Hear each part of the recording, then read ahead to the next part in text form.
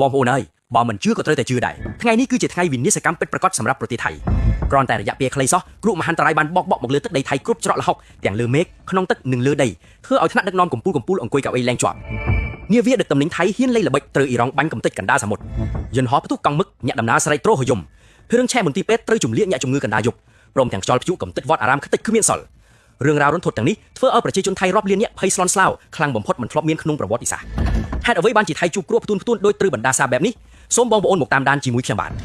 បងប្អូនហើយព្រឹត្តិការណ៍មហាវិនាសកម្មទី1ដែលកំពុងធ្វើឲ្យប្រជាជនថៃភ័យស្លន់ស្លោនិងក៏ក្រែកពេញបណ្ដាញសង្គមរហូតដល់ថ្នាក់ដឹកនាំកម្ពុជាអង្គុយមិនជាប់កៅអីនោះគឺបានផ្ទុះឡើងកណ្ដាលមហាសមុទ្រតែម្ដងនាវាដឹកទំនិញយ៉ាក់ដែលមានឈ្មោះថា Mayuri Nari ជានាវារបស់ក្រុមហ៊ុនមហាសេដ្ឋីថៃដ៏ល្បីល្បាញ Princess Shipping ត្រូវបានកងកម្លាំងអ៊ីរ៉ង់តាំងចិត្តបាញ់ប្រហារចំចំដោយគ្មានប្រណីដៃកណ្ដាលច្រកសមុទ្រ Hormuz ក្របមីស៊ីលដ៏មានអានុភាពបានហោះទៅទម្លុះចំរុនបន្ទប់ម៉ាស៊ីនយ៉ាងសាហាវធ្វើឲ្យនាវាដែកថែបទាំងមូលឆេះសន្ធោសន្ធៅលេចចេញជាផ្សែងខ្មៃខ្មាញ់កប់ពពកទិដ្ឋភាពពេលនោះគឺមិនខុសពីឋាននរកកណ្ដាលទឹកដែលធ្វើឲ្យនាវិករគ្រប់គ្នាស្រែកជួយផងភ័យលាស់ប្រលឹងសឹងតែដាក់ដង្ហើមប៉ុន្តែអ្វីដែលធ្វើឲ្យរឿងនេះកាន់តែអាម៉ាស់មុខថ្នាក់ជាតិនិងคล้ายជារឿងដ៏គួរឲ្យស្អប់ខ្ពើមបំផុតនោះគឺការពិតដ៏ខ្មៅងងឹតដែលទើបតែបានបែកធ្លាយតើហេតុអ្វីបានជាម្ចាស់នាវាមហាសេដ្ឋីថៃនេះត្រូវគេបាញ់កំទេចចោលគ្មានសល់បែបនេះ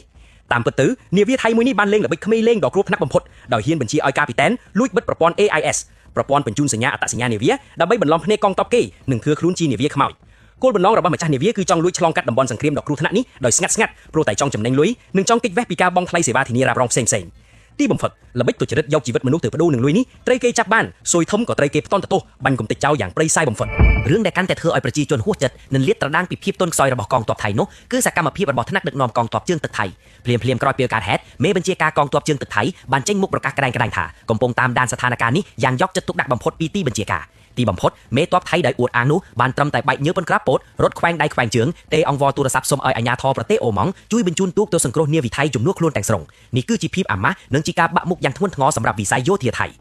រឿងដែលកាន់តែខ្លោចចិត្តនឹងធ្វើឲ្យប្រជាជនខណ្ឌសម្បាដ៏កំពូលថែមទៀតនោះគឺជោគវាសនារបស់នាវីថៃ3នាក់ក្នុងនោះមានយុវជនម្នាក់ឈ្មោះផានូផុងដែលកំពុងបាត់ខ្លួនជាប់គាំងកណ្ដាលកំណោភ្លើងដ៏ងងឹតស្លុបក្នុងបន្ទប់ម៉ាស៊ីនជីវិតពួកគេកំពុងស្ថិតនៅលើសរសៃសក់តែរដ្ឋមន្ត្រីក្រសួងពាណិជ្ជកម្មថៃបែរជាចេញមុខមកផ្ដល់បទសម្ភាសន៍ទាំងគ្មានបេះដូងថានាវាគ្មានទំនិញទេដូច្នេះគ្មានខូចខាតអ្វីធំដុំឡើយអោព្រះជីវិតមនុស្ស3នាក់កំពុងឆេះត្រដររស់ក្នុងភ្លើងតែរដ្ឋាភិបាលនិងម្ចាស់នាវាបែរជាខ្វល់តែពីរឿងទំនិញនិងលុយកាក់ដោយមិនខ្វល់ពីអាយុជីវិតប្រជាពលរដ្ឋសូម្បីតែបន្តិចនេះហើយគឺជាមហាគ្រោះធ្ងន់ធ្ងរនិងជារឿងដ៏គួរឲ្យសង្វេគបំផុតទី1ក្នុងថ្ងៃមហាសោយរបស់ប្រទេសថៃ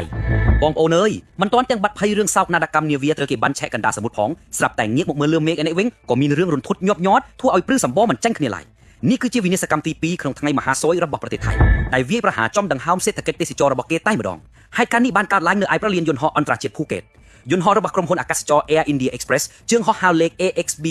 938